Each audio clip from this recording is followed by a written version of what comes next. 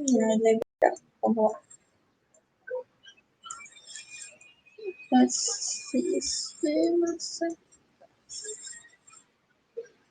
Isso aqui?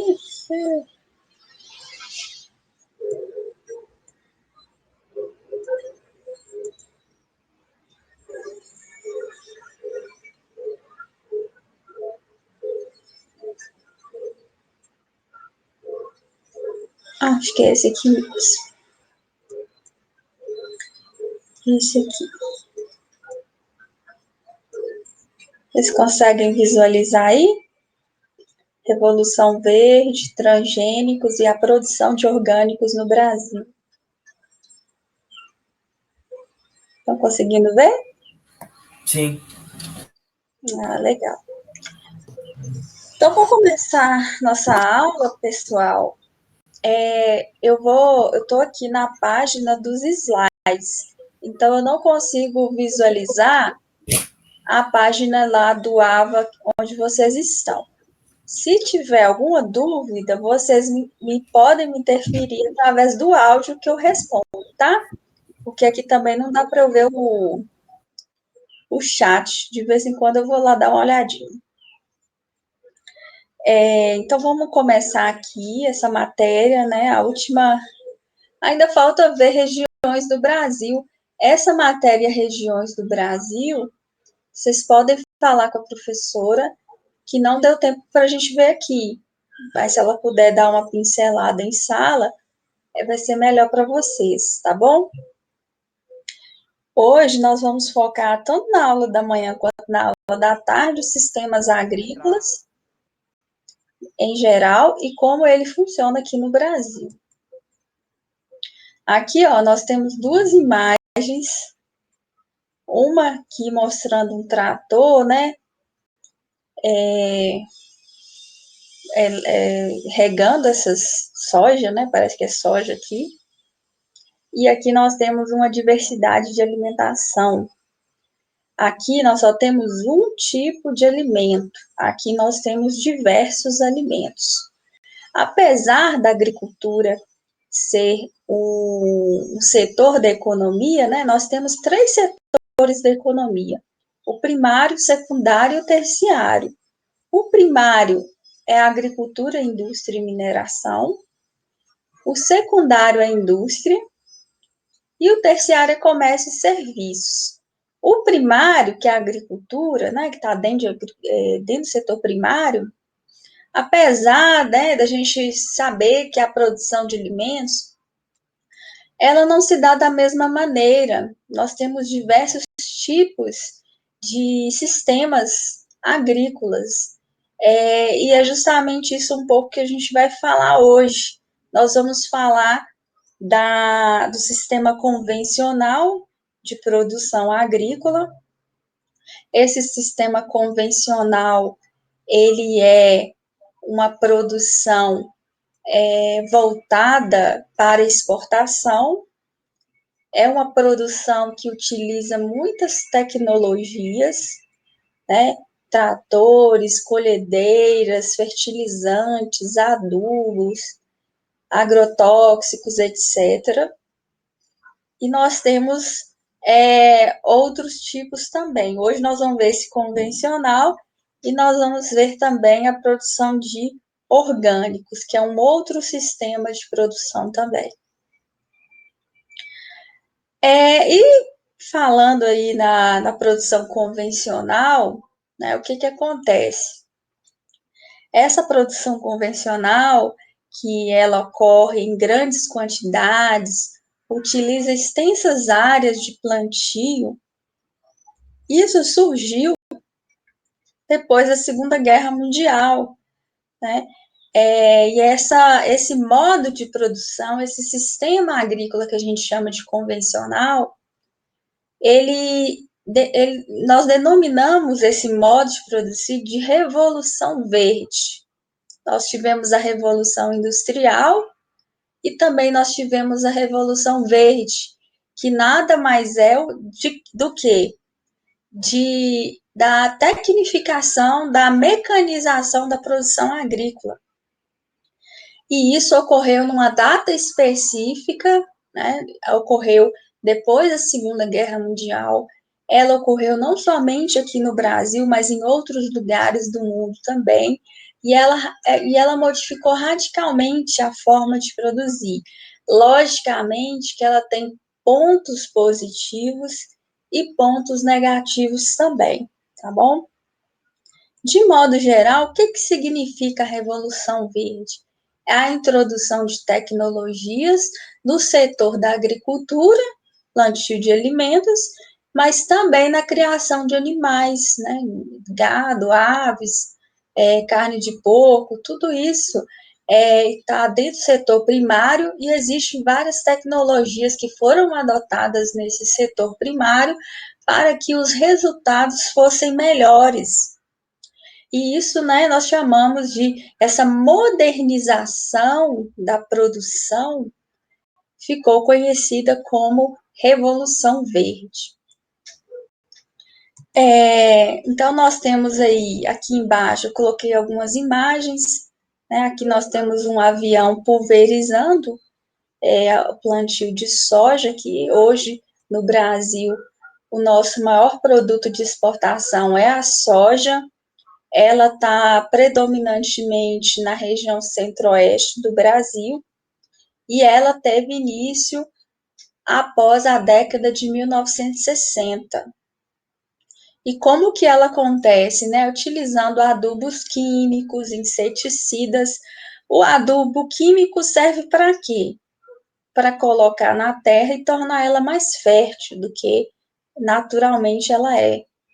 Os inseticidas e herbicidas servem para matar pragas.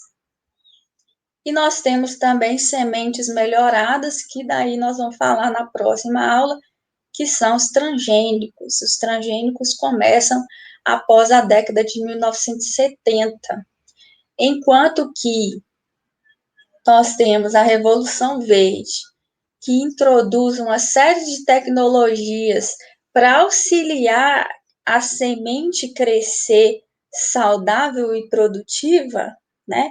Ou seja, o homem coloca inseticida, coloca adubo, e aí a planta cresce e produz com grande quantidade.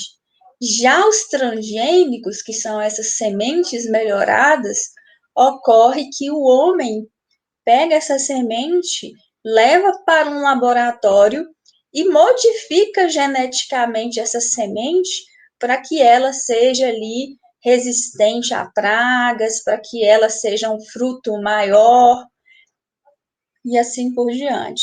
Então, são duas tecnologias diferentes. Mas essa última aí dos transgênicos nós vamos ver hoje à tarde. A mecanização e o preparo do solo também está dentro desse sistema convencional da Revolução Verde. A colheita também, ela é mecanizada. Tudo isso, né, tem algumas consequências. O modo de produção modernizado, ela traz uma série de consequências. Vamos ver aqui algumas delas. Olha aqui o mapa mental. Então, nós temos aqui a Revolução Verde. Coloquei duas imagens aqui. Um trator, né, que vai ali adubar a terra, vai semear essa terra, os agrotóxicos que vão matar as pragas que porventura vier nessa produção. Então, tudo isso é a Revolução Verde. Produz ali elevada produção de alimentos, né? Só que quando nós temos a inserção dessas tecnologias, vai aumentar a produção, sim, mas também vai demandar grandes extensões de áreas, né, de terras para o plantio. Então, olha aqui, nós temos aqui uma imagem com vários tratores.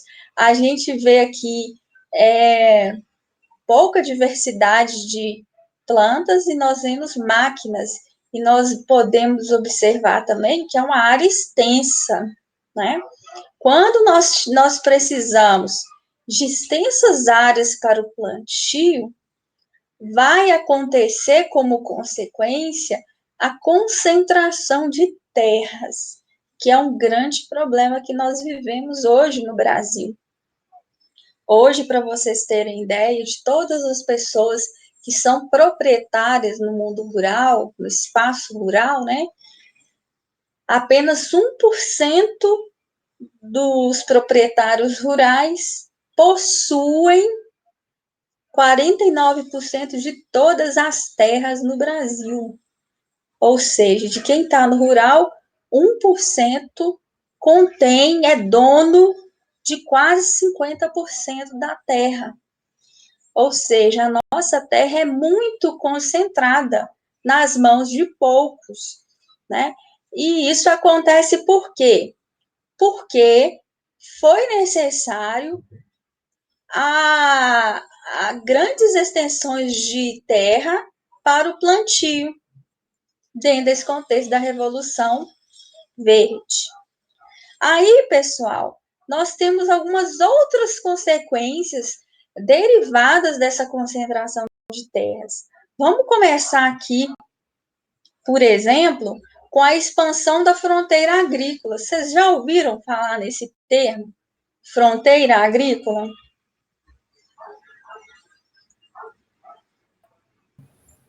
Sim. Sim, né? Alguém sabe me dizer o que seria fronteira agrícola?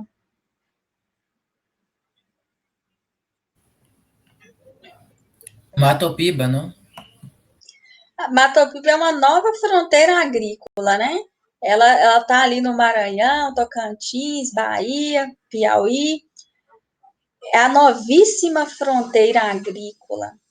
Mas lá na década de 60, quando começou a Revolução Verde, essa fronteira, ou seja, até onde vai a agricultura, era o Centro-Oeste, né? Então, a região Centro-Oeste, ela, lá em 1960, ela é ocupada pelas atividades agropecuárias, ou seja, houve uma necessidade com essas novas tecnologias de ampliar a área produzida. E para onde que foi essa expansão? Para o Centro-Oeste.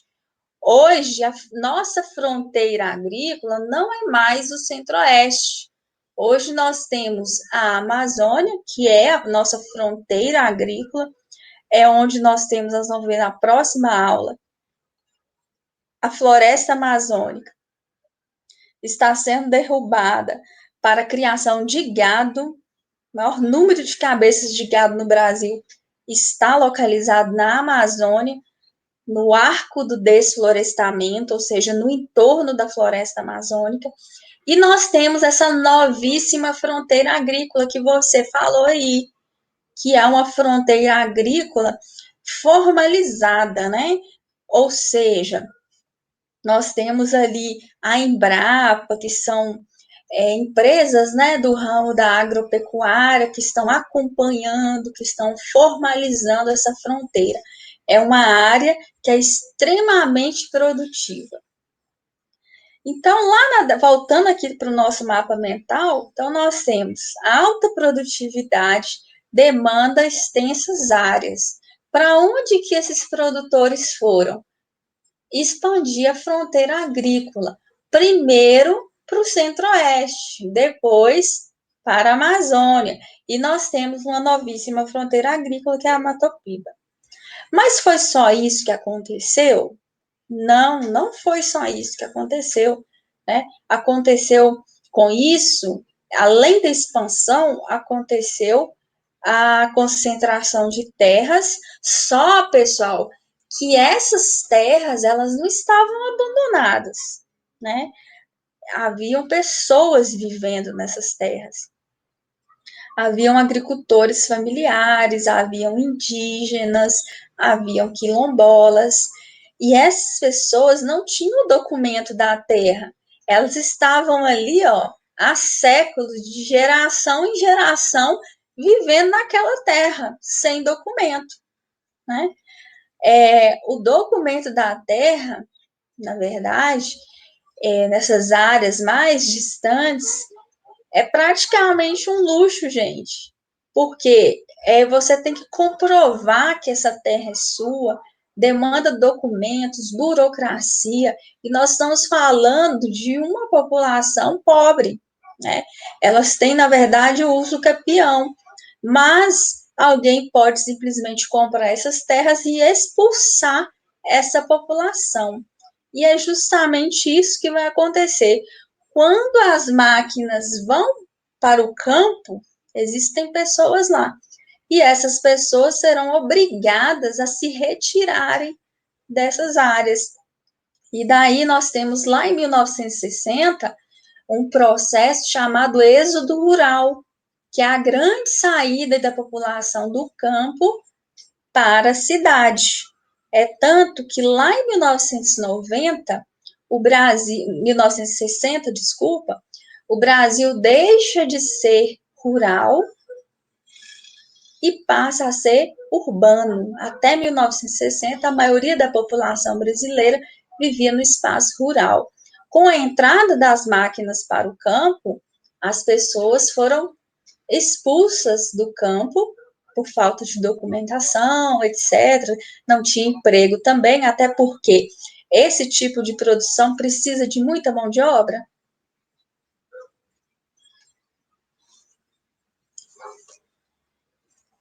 Sim ou não?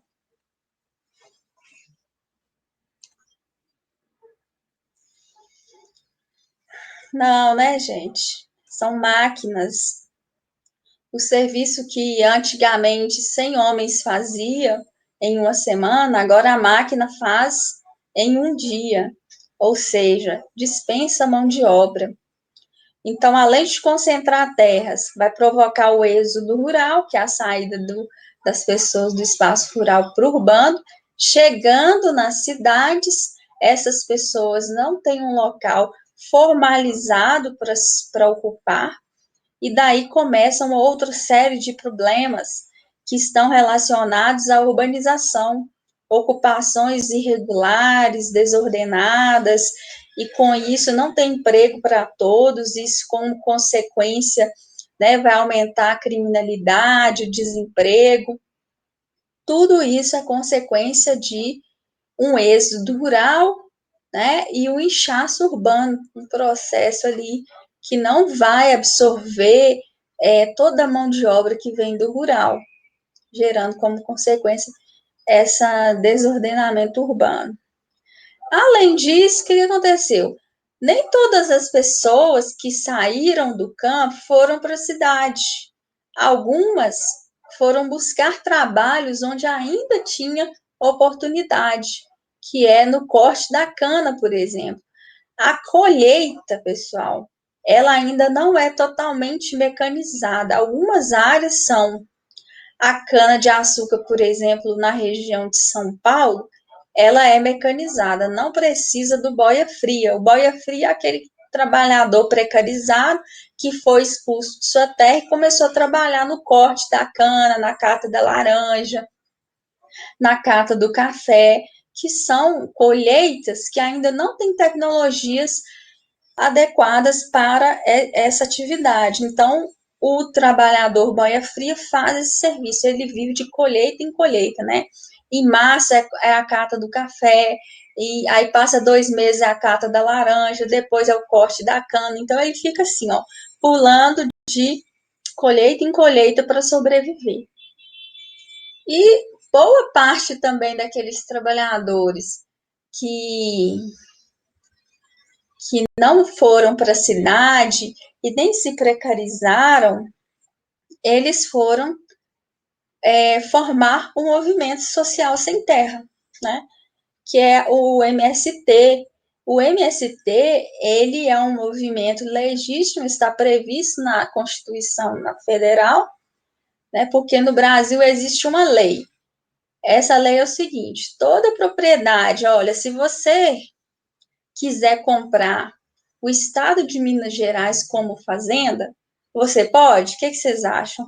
Sim ou não? Ah, eu tenho dinheiro, vou comprar esse estado inteiro aqui de fazenda.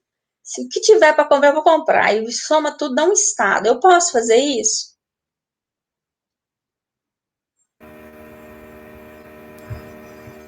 Não. Não. Alguém mais acha que pode? Que não pode? Ou que pode?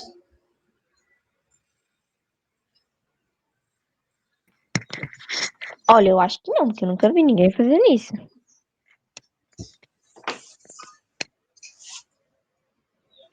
Pois eu vou falar uma coisa para vocês. Isso é possível. Inclusive, se existem, se você pegar o estado de São Paulo, Rio de Janeiro e Paraná, as áreas, tá? Não estou falando do estado, as áreas correspondentes a esses três estados pertencem no Brasil hoje a 300 pessoas, 300 proprietários rurais, porque a terra no Brasil é extremamente concentrada. Então, se você quiser comprar muita terra no Brasil, você pode, não tem problema. Nós vivemos no capitalismo e isso é permitido. Agora, o que não pode é você comprar esse monte de terra e não usar essa terra. Você tem que usufruir dessa terra, seja para a criação de gado, seja para o cultivo de soja, de milho, de trigo. Você tem que fazer alguma coisa com essa terra, entendeu? Então você pode ter terra no Brasil, o tanto que você quiser comprar. O problema é você usar tudo, né? E a maioria tem pessoas no Brasil, pessoal, que tem muitas terras, só que não tem como usar, porque o Brasil é um país de dimensões continentais. E aí, na Constituição Federal, diz o seguinte: que aquelas terras que não estão sendo utilizadas, elas podem ser reapropriadas pelo governo e essas terras serão direcionadas para a reforma agrária, ou seja, aí entra o movimento sem terra, que são aquela população que não possui terra e que quer trabalhar na terra. Então, uma coisa junta a outra, por isso que existe esse movimento para ali buscar terras que não estão sendo utilizadas, para que possa ser ali produzido alimentos, criação de animais, geração de emprego, etc. Tranquilo, pessoal?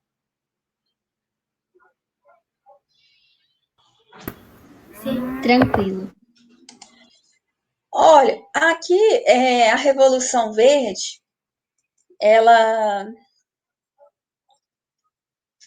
ela surge aqui no Brasil, né? Mas não são tecnologias do Brasil, né? Não somente o Brasil, a América Latina, países africanos, países asiáticos, todos esses países adotaram a Revolução Verde, que são essas tecnologias, né? Então, essas tecnologias, elas não são nossas, né? Nós não produzimos tratores. Meu namorado, por exemplo, ele mora lá em Goiás. Ele vende esses tratores aí, imensos, gente. Tem trator que é do tamanho de uma sala de aula e ele faz ali, ele ara a terra sem ter ninguém lá dentro. Ele é todo computadorizado. Você programa ele lá no GPS, ele vai fazendo, andar não sei quantos quilômetros, fazendo tal formato, né?